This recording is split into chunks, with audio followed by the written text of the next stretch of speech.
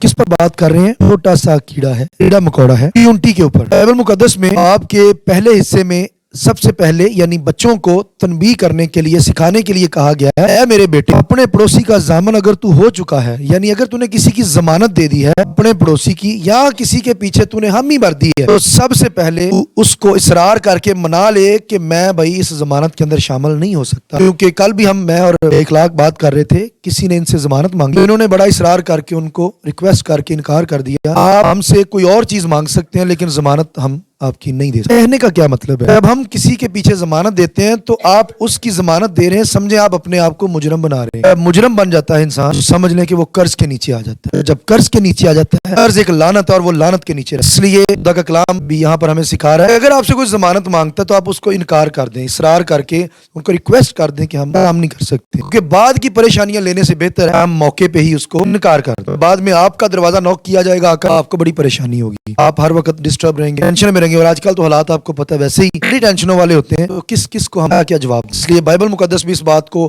کتنے ہزار سال پہلے ہی کہہ رہی ہے، آپ کسی کی ضمانت سے پہلے ہی اس کو معذرت کر لیں، اور آگے لکھا ہے اپنے آپ کو ان چیزوں سے بچاؤ اور خاکسار بن کر اس سے اصرار کر دو کہ میں یہ کام نہیں کر سکتا۔ اور جو آگے چل کر بڑی ہمارے لیے حکمت کی بات ہے، وہ کہتا ہے تو نہ اپنی آنکھوں میں نیند آنے دے اور نہ اپنی پلکوں میں شبکی۔ کیوں ایسا خدا کا کلام ہمیں سکھا رہا ہے؟ وہ کہتا ہے کہ اگر تو سب چیزیں خدا پر چھوڑ کر سو جائے گا تو پھر تو محنت کب کرے گا؟ ایسا نہ کر، کیونکہ یہ تجھے کنگال کرنے کا بہانہ ابلیس نے تجھے دیا ہوا ہے۔ ہم اکثر ایسا نہیں ہے کہ ہم زیادہ دیر تک سوئیں نہ، ہماری نیند نہ پوری ہو تو ہم محنت کرتے رہیں، بیمار ہو جائیں اور آخر ایک دن مر جائیں۔ خدا نے ہمیں رات دی آرام کرنے کے لیے، آپ اس میں آرام کریں، اپنی نیند پوری کریں۔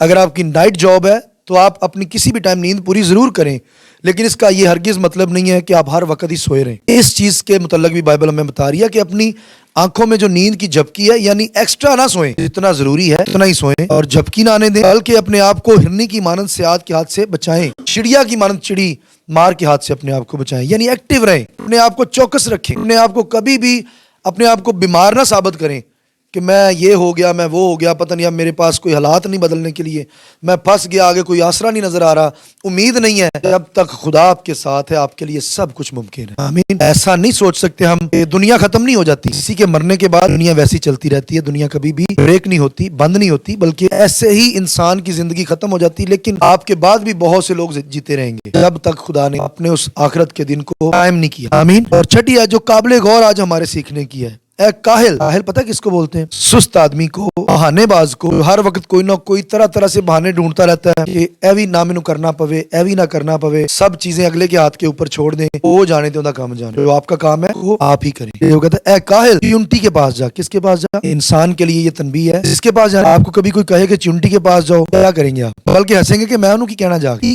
چیونٹی کے پاس جا، اور کیا کرنا جا کر اس کی روشوں پر غور کر۔ چیونٹی کیا کام کرتی ہے یہ ہم سب کو پتہ ہے، کیا کرتی ہے؟ گرمیوں کے موسم میں ہر جگہ پر کیڑیاں پہنچ جاتی ہیں، نہیں پہنچتی۔ اب تو اتنی کیڑیاں بھی ماڈرن ہو چکی ہیں، وہ سردی کے موسم میں بھی کوئی چیز نہیں چھوڑتی، ان کو بھی چڑھ جاتی ہے۔ یہ کہنے کا یہ مطلب ہے، خدا کا کلام ہمیں چیونٹی سے سیکھنے کو بھی کچھ کہہ رہا ہے۔ چیونٹی سے کیا سیکھنا ہے؟ اس کی روشوں پر پہلے تو کیا کرنا ہے؟ غور کرنا ہے۔ اور غور کون لوگ کرتے ہیں؟ جن کا دماغ ہوتا ہے۔ ہم سب کے پاس دماغ ہے، ہم غور کر سکتے ہیں۔ چیونٹی کیا کرتی ہے؟ گرمیوں کے موسم میں اسپیشلی کیا کرتی ہے؟ خوراک اپنی جمع کرتی ہے۔ کس لیے جمع کرتی ہے؟ تاکہ جاڑے کے ٹائم میں، موسم خراب کے ٹائم میں، سردی کے وقت میں وہ اسی خوراک کا استعمال کرے اور اپنے آپ کو زندہ رکھ سکے۔ چیونٹی کی زندگی انسان کی زندگی کے برابر ہے، اس سے ہم اس کو برابر دیکھ سکتے ہیں۔ کیسے؟ جب انسان جوان ہوتا ہے اس کو کہا گیا کہ تو خوب محنت کر، یہ ہماری گرمی کا سیزن ہے۔ جب انسان جوانی میں بزنس کرتا ہے، جاب کرتا ہے، محنت کرتا ہے، ایک چیونٹی کی طرح ہم اپنی گرمی کے اندر، یعنی اپنے بدن کی جوانی کے اندر ہم محنت کرتے ہیں، اور جب بوڑھے ہو جاتے ہیں پھر سرد موسم آ جاتا ہے انسان کے لیے، اور پھر ہمیں بیٹھ کر کھانے کی ضرورت ہوتی ہے، اپنے بچوں پر انویسٹمنٹ کیا ہوتا ہے۔ جو لوگ خدا کے لوگ ہوتے ہیں وہ جوانی کے دنوں میں خوب محنت کرتے ہیں، وہ دن رات نہیں دیکھتے، پھر وہ اپنی ہر چیز کو قربان کر دیتے ہیں اپنے آخرت کے لیے، یعنی اپنے بڑھاپے کے لیے، اپنے بچوں کے فیوچر کے لیے۔ اور جو لوگ جوانی میں محنت نہیں کرتے پھر وہ بڑھاپے میں جا کر اتنے پریشان ہوتے ہیں، سیدھے لفظوں میں کہوں تو اتنے ذلیل ہوتے ہیں، بعد میں ان کی اولاد ان کو پوچھتی بھی نہیں ہے۔ پھر وہ بلیم کرتے ہیں کہ ساڈے تو پتہ نہیں کیڑی غلطی ہوگی، ساڈے اج بچے سانو پوچھدے بھی، لیکن ان کی غلطی نہیں ہے۔ یہ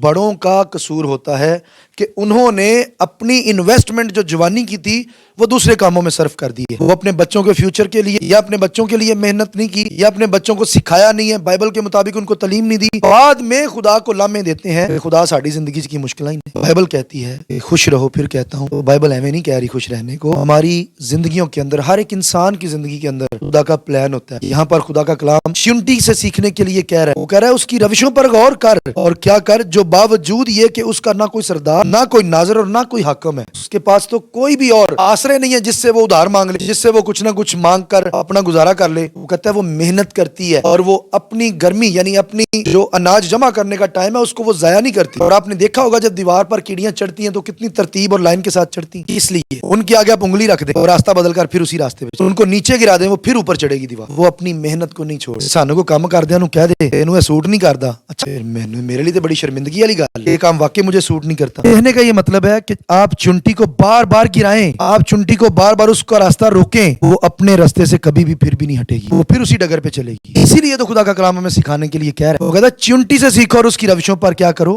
غور کرو. غور کرنے کا یہ مطلب ہے کہ فوکس رکھو کہ وہ کتنا سا جانور ہے, کتنا سا کیڑا مکوڑا ہے, اور اس سے سیکھنے کے لیے کتنے بڑے انسان کو کہا جا رہا ہے. دوسرے مذاہب کے عقیدے کے مطابق جو آدم کا قد تھا, دوسرے عقیدوں کے مطابق, بائبل میں تو اس کے قد کے بارے میں نہیں لکھا, 130 فٹ کا لکھا گیا ہے. آپ اندازہ لگا سکتے. وہ کہتے ہیں گھس گھس کے آدم آج کیا رہ گیا, 6 فٹ کا رہ گیا. مانتے ہیں خدا بدل گیا, اس نے قد چھوٹے کر دی, لیکن یہ بات سچ ہے. حکمت کے وسیلے سے سب چیزیں ہم سیکھ سکتے. بائبل ہمیں حکمت کی بات کرتی ہے, یہ کہتی ہے کہ اس کی روشوں پر غور کر اور دانش مند بن, بے وقوف نہ بن. کیا بننا ہے ہمیں اپنا بزنس, اپنی جاب بڑی حکمت کے ساتھ کرنی ہے, اور کسی کی بات پر کان نہیں لگانے. تینوں جاب نہیں سوٹ کر دی, تو مشکل چ تو پھنسیا رہنا ہے, انی محنت کرنا کوئی حاصل نہیں ہوتا. سب سے پہلے اپنی روشوں پر غور کرنا ہے, کہیں میری روشیں تو نہیں خراب, خدا مجھے اس میں بڑھانا نہیں چاہتا, یا شاید خدا ہمیں اس کام سے روکتا ہے اس لیے خدا ہمیں آگے نہیں بڑھا رہا. یہ چیزیں ہم نے بھی سیکھنی ہے اور بائبل سے رہنمائی لینی ہے, خدا سے رہنمائی لینی ہے. خدا اگر مجھ سے کوئی مسٹیک ہوئی ہے, اگر مجھ میں کوئی کمی ہے, تو مجھے حکمت بخش کے میں اسے سیکھ سکوں کہ میری غلطی کہاں, تاکہ میں اسے سدھار سکوں. یہ چونٹی کو بڑا دانش مند بتایا گیا ہے. اس نے کہا کہ اس کی روشوں پر غور کر اور دانش مند بن, یعنی چونٹی کے اوپر بڑا فوکس کرو کہ وہ کتنی حکمت یوز کرتی ہے اور 6 مہینے تک اپنی